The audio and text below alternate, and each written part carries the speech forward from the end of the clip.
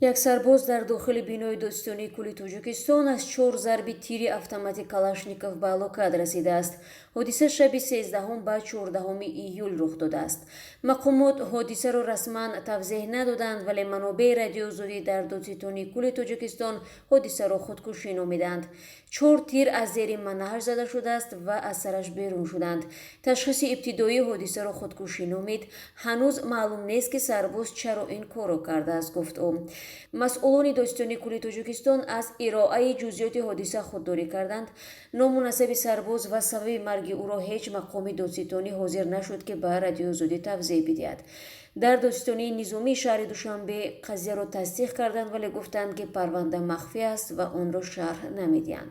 این سرباز یکی از واحدهای نظامی شهر دوشنبه برای حفظ بینای دادستانی کل تاجیکستان انتخاب شده بوده است. معمولاً بناهای ساختارهای انتظامی را در تاجیکستان سربازان حفظ میکنند.